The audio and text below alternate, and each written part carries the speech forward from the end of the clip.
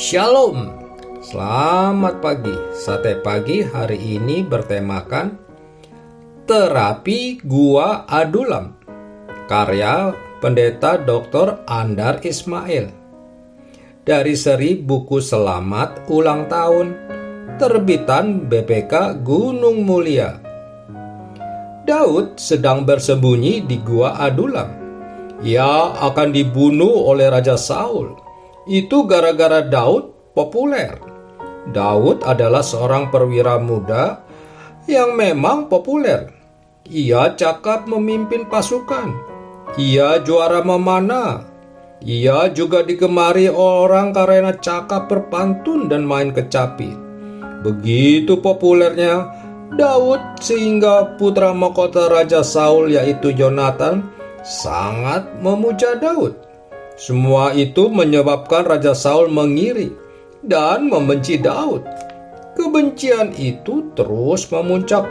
Berkali-kali Raja Saul berniat membunuh Daud. Akibatnya, Daud melarikan diri dan bersembunyi di gua-gua. Dari status yang begitu populer di kalangan istana, kini ia menjadi buron di gua-gua. Nyawanya terancam. Pernah ia terpaksa berpura-pura gila untuk menyelamatkan diri dari kejaran tentara. Daud merana. Ia kecewa, marah, sedih, takut, dan kesepian. Di tengah peritaannya, Daud berseru meminta pertolongan Tuhan.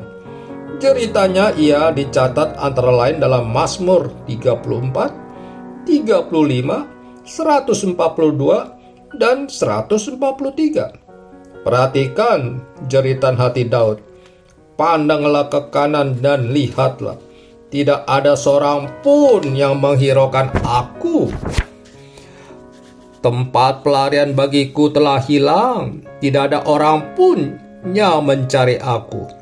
Mazmur 142 ayat 5. Di tengah kesepian dan tekanan batin itu, Daud membutuhkan penghiburan dan dorongan semangat. Apakah Tuhan mendengarkan jeritan hati Daud? Apakah Tuhan mengirim orang-orang yang dapat menghibur Daud? Memang Tuhan mengirim 2 gelombang orang ke tempat persembunyian Daud menurut 1 Samuel pasal 22 ayat 1 sampai dengan 2. Namun siapa mereka dan apakah mereka datang untuk menghibur Daud? Gelombang pertama adalah sanak saudara Daud. Mereka bergabung dengan Daud sebab mereka juga sedang dikejar oleh Saul. Mereka mau ikut bersembunyi dengan Daud. Gelombang kedua adalah tiap orang yang dalam kesukaran, setiap orang yang dikejar-kejar tukang piutang, setiap orang yang sakit hati. Mereka datang untuk meminta pertolongan Daud. Jadi, orang-orang ini datang kepada Daud bukan untuk menghibur dan mendorong semangat Daud, melainkan sebaliknya, yaitu untuk minta penghiburan dan dorongan dari Daud.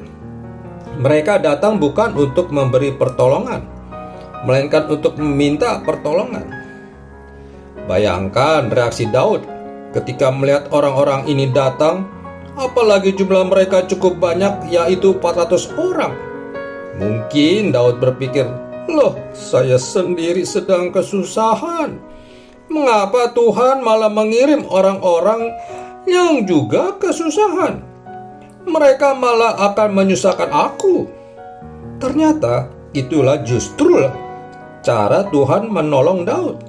Tuhan menghibur Daud dengan cara memberikan kesempatan pada Daud untuk menghibur orang lain. Tuhan mendorong semangat Daud dengan menyuruh Daud mendorong semangat orang lain.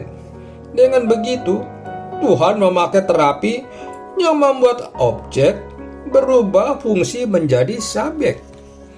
Terapi ini melibatkan naradidik dan mengubah dia dari penerima yang pasif menjadi pemberinya aktif.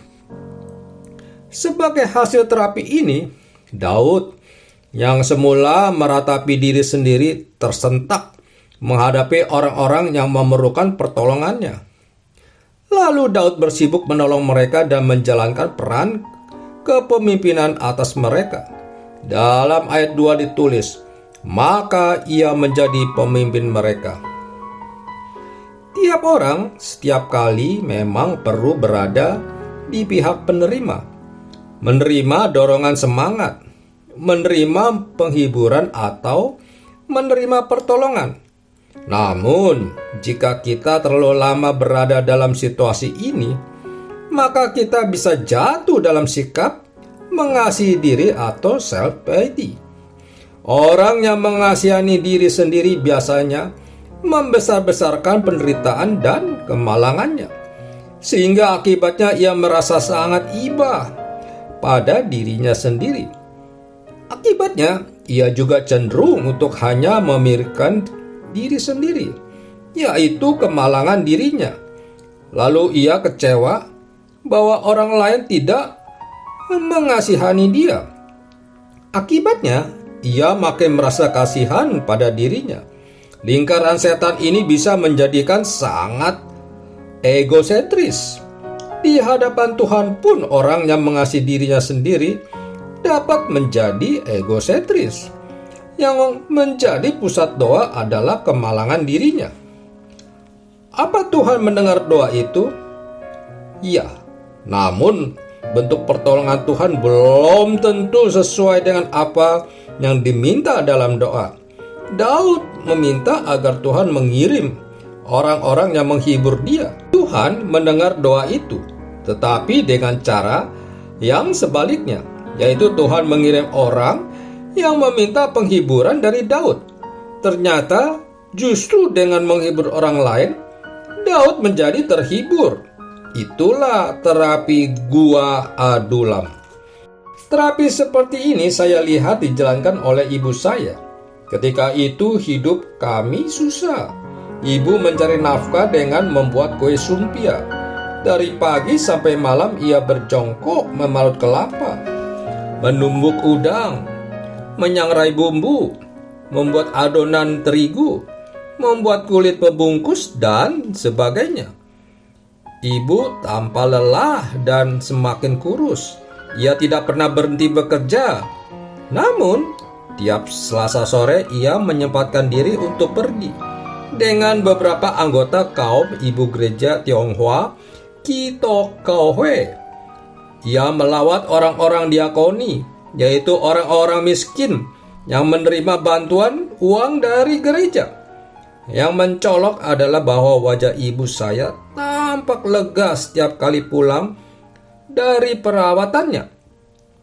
Ibu saya selalu pulang dengan cerita tentang kesusahan orang-orang yang dilawat, yaitu orang yang sumurnya kering, yang atapnya roboh, yang dagangannya dibawa kabur, yang mencari pekerjaan, yang tidak bisa membayar uang sekolah, yang ditipu, yang rumahnya rusak, yang sakit ini dan itu, dan sebagainya.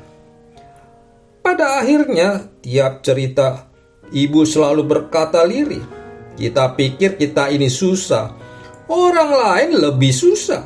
Jangan lihat ke tinggi, lihat ke orang yang di bawah. Orang lain lebih susah lagi dari kita. Ibu saya tidak pernah tahu tentang terapi gua Adulam, tetapi ia mempraktikkannya. Dalam menghibur orang lain, kita terhibur. Dalam mendorong semangat orang lain, semangat kita terdorong. Dan dalam menolong orang lain, kita tertolong. Amin. Mari kita berdoa. Bapa Surgawi, ajarilah kami untuk mengucap syukur dalam segala hal, sekaligus menghibur orang-orang yang susah di sekitar kami. Amin.